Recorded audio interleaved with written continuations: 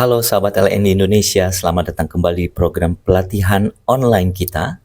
Kali ini kita memasuki seri kecerdasan emosi yang ke-6, sebuah topik yang sangat krusial dan relevan dengan kondisi dunia saat ini, yang penuh perubahan dan tantangan. Topik kita kali ini adalah resilience atau ketahanan mental. Bersama saya, kita akan mengupas tuntas bagaimana membangun mental yang tidak hanya kuat bertahan, tapi juga mampu bangkit lebih tinggi setelah terjatuh. Bagian yang pertama kali bergabung di seri ini, izinkan saya memperkenalkan diri. Saya Teddy Irawan, founder dari LND Indonesia. Perjalanan karir saya banyak berkecimpung di dunia human development dan hospitality, dan melalui pengalaman di berbagai organisasi dan sertifikasi, mulai dari Neuroscience of Leadership, Positive Psychology, hingga Agile Leadership, saya menyadari bahwa skill teknis saja tidak cukup. Kita butuh fondasi mental yang kuat. Itulah mengapa saya sangat passionate membagikan ilmu tentang emotional intelligence dan resilience ini kepada Anda semua. Teman-teman, mari kita mulai dengan sebuah realita. Masalah adalah bagian, paket dari kehidupan. Tidak ada satu orang pun yang hidup tanpa masalah, baik itu di pekerjaan maupun kehidupan pribadi. Tugas kita hari ini bukan mencari cara menghilangkan masalah, itu mustahil. Tapi kita harus mengecek bagaimana gaya saya selama ini dalam menghadapinya. Apakah Anda tipe yang lari, tipe yang stuck, atau tipe yang bangkit? Disinilah kita akan mempraktekkan resilience. Pembelajaran kita hari ini akan sedikit berbeda. Kita tidak hanya akan bicara motivasi, tapi kita akan menyertakan penjelasan dari perspektif neuroscience atau ilmu saraf. Mengapa ini penting? Agar Anda paham bahwa ketahanan mental itu bukan sekedar karakter bawaan, tapi ada mekanisme biologis di otak yang bisa kita latih dan bisa kita bentuk. Berikut adalah peta perjalanan belajar kita selama beberapa menit ke depan. Pertama, kita akan memahami definisi dan karakteristik resilience. Apa itu sebenarnya? Kedua, kita akan bahas kenapa resilience sangat berharga bagi karir dan kesehatan Anda. Ketiga, ini intinya, yaitu teknik mempelajari dan mempraktekkan resilience. Dan terakhir, bagaimana kita bisa membantu orang lain, baik tim, keluarga, atau siapapun itu, untuk menjadi lebih tangguh. Mari kita samakan persepsi dulu ya. Apa itu resilience? Resilience adalah kapasitas untuk beradaptasi dan pulih dengan cepat ketika sesuatu tidak berjalan sesuai dengan rencana. Kata kuncinya adalah pulih dengan cepat. Bayangkan ya, sebuah bola karet dan sebuah bola kaca. Jika dijatuhkan, bola kaca kan pecah. Tapi kalau bola karet semakin keras dibanting, ia akan memantul kembali. Itulah esensi dari resilience. Namun tolong dicatat baik-baik ya, menjadi resilient bukan berarti Anda tidak terpengaruh oleh kesusahan ya. Bukan berarti Anda jadi mati rasa atau tidak boleh sedih. Orang yang resilient itu tetap manusia biasa. Mereka merasa sedih, kecewa, atau marah saat gagal. Tapi bedanya, mereka tidak membiarkan emosi itu menyandera mereka selamanya. Mereka merasakannya, menerimanya, lalu memutuskan untuk bergerak maju. Sekarang mari kita bedah isi kepala kita. Menurut penelitian Southwick, resilience itu melibatkan proses kognitif atau pikiran, emosional, dan saraf. Pernah dengar ini nggak? Istilah neuroplasticity. Ini adalah kemampuan otak untuk mengatur ulang dirinya sendiri. Dan ini tuh kabar gembira, karena artinya resilience itu bukan takdir. Kalau Anda ngerasa sekarang Anda itu orang yang lemah atau baperan, Anda bisa melatih otak Anda untuk berubah menjadi lebih tangguh. Otak kita plastis, bisa dibentuk. Lebih dalam lagi, Russo dan Nestler dalam jurnal Nature Neuroscience menjelaskan tentang hubungan stres dan reward circuit atau sirkuit penghargaan di otak. Saat stres kronis menyerang, sirkuit ini bisa rusak, membuat kita rentan depresi. Tapi individu yang tangguh punya kemampuan meregulasi sirkuit ini.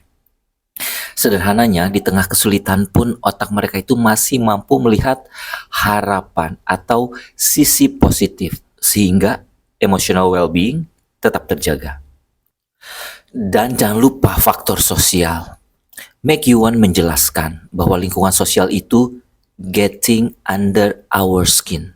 Maksudnya adalah lingkungan sosial tidak hanya mempengaruhi perasaan kita atau psikologis kita, tetapi juga mengubah tubuh kita secara fisik atau biologis. Dukungan sosial yang positif bisa meredam dampak buruk stres pada otak. Jadi resilience itu bukan soloran. Terkoneksi dengan orang lain, punya teman curhat yang positif, itu secara biologis membantu otak Anda bertahan dari tekanan. Rick Hanson merangkum 4 karakteristik yang bisa kita kembangkan. Pertama, sadar tantangan itu bukan kiamat. Kegagalan adalah pembelajaran, bukan vonis mati. Lalu percaya diri dan komitmen. Tetap berjalan menuju tujuan meski sedang mundur selangkah. Lanjut, pengaturan diri. Mengatur pikiran dan perasaan agar tetap positif serta berempati pada orang lain. Dan terakhir, connection. Berhubungan baik dengan orang lain. 4 hal inilah otot yang perlu kita latih setiap hari. Kenapa ya kita harus repot-repot belajar ini? Apa untungnya? Pertama, kesehatan. Karyawan yang tangguh itu lebih sehat secara fisik dan mental. Stres adalah pembunuh diam-diam. Dengan menjadi resilient, Anda jarang sakit. Dan bagi perusahaan, ini menghemat biaya kesehatan yang besar. Kedua, produktivitas. Tenaga kerja yang resilient itu punya growth mindset. Mereka lebih bersedia belajar skill baru atau ambil peran baru. Mereka tidak melihat perubahan sebagai ancaman, tapi sebagai tantangan yang menarik. Ketiga, performa di bawah tekanan. Saat deadline menumpuk, saat krisis terjadi, siapa yang bertahan? Mereka yang resilient. Mereka tetap tenang di tengah ketidakpastian. Karena di era VUCA ini ya, volatility, uncertainty, complexity, dan ambiguity seperti sekarang ini, ketenangan adalah aset paling mahal. Dan itu tuh bukan kata saya ya. Forbes mencatat bahwa resilience training semakin umum dan menjadi prioritas utama banyak perusahaan global. Jadi jika Anda menguasai skill ini, nilai jual Anda sebagai profesional akan meningkat drastis. Sekarang kita masuk ke bagian terpenting, bagaimana caranya. Penelitian Charney 2004 memberikan kita 3 kunci utama untuk intervensi.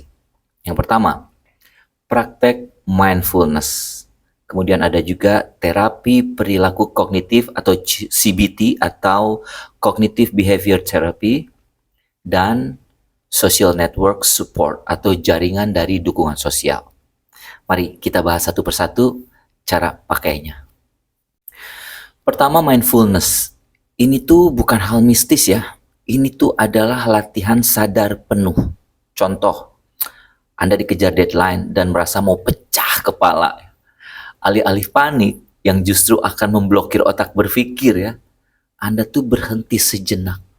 Melakukan teknik pernafasan yang dalam, fokus pada nafas. Ini akan menurunkan hormon stres yaitu kortisol dan mengaktifkan otak depan Anda untuk bisa logis kembali. Dan hasilnya, Anda bisa fokus mengerjakan satu persatu tugas dengan tenang. Kedua, Cognitive Behavioral Therapy atau CBT atau terapi perilaku kognitif. Intinya, ubah narasi Anda. Contoh ya, Anda dikritik bos, pikiran otomatis itu adalah negatif ya biasanya. Aduh, gua gagal, karir gua tamat nih gitu. Nah, pakai teknik CBT, tantang pikiran itu. Lakukan yang namanya positive reframing. ubah menjadi kritiknya pedes, tapi isinya bener sih. Ini peluang gue nih untuk memperbaiki diri nih, biar performa gue itu nanti bisa naik. Nah kan, jadi situasinya sama yaitu dikritik, tapi tadi dua respon yang berbeda, respon otaknya juga jadi beda jauh. Ketiga, social support. Contoh ya, ada seorang perawat di ICU yang kelelahan secara mental. Solusinya gimana? Ya jangan dipendam, cari rekan sejawat, berbagi perasaan sama mereka atau sharing, atau minta saran. Nanti dia merasa didengar, merasa divalidasi oleh orang lain, itu adalah obat yang sangat ampuh untuk memulihkan energi emosional. Tapi nih ya, hati-hati, ada cara mengatasi stres yang salah. Kita sebutnya maladaptif. Contoh, stres lalu lari ke alkohol, lalu makan berlebihan, atau marah-marah, atau malah menghindar, denial. Ini tuh cuma seperti obat bius sementara aja. Masalahnya malah makin parah nantinya. Jadi pilihlah yang adaptif, misalnya ya olahraga, kalau cocok mungkin meditasi silahkan, cari solusi curhat yang konstruktif. Ini yang membangun resilience jangka panjang. Tapi tenang ya, ada satu hal yang melegakan hati ini dari risetnya Bonanno, bahwa resilience itu tidak hanya ditentukan oleh gen. Mungkin ada orang yang lahir dengan bakat tenang, tapi sebagian besar resilience itu dipelajari. Kita punya potensi berkembang seumur hidup, jadi tidak ada kata terlambat. Bayangkan ya, seorang project manager yang gagal total, gara-gara dia jadi rugi besar. Nah, resilience terlihat saat dia itu tidak tenggelam dalam rasa malu. Dia malah ikut pelatihan risk management. Dia belajar dari kesalahannya, dan di next project dia jadi jauh lebih hebat. Ini adalah bukti resilience tumbuh dari pengalaman pahit, bukan dari kesuksesan yang mulus. Atau contoh karyawan senior yang gagap teknologi ya. Alih-alih pensiun dini atau ngambek, dia konsisten belajar tiap hari. Lama-lama dia bisa bahkan jadi mentor. Nah, ini tuh bukti kapasitas otak kita untuk beradaptasi tidak memandang usia. Terakhir, kasus burnout. Ada seorang profesional yang jatuh sakit karena kerjanya itu berlebihan. Nah, saat balik lagi kerja, dia ngerombak gaya hidupnya. Dia belajar untuk bilang no. Dia belajar namanya manajemen energi. Dan trauma burnout itu justru jadi titik balik dia menjadi pribadi yang lebih seimbang dan kuat. Lalu bagaimana cara merawat resilience sehari-hari? Kita mulai dari dasar biologi ya.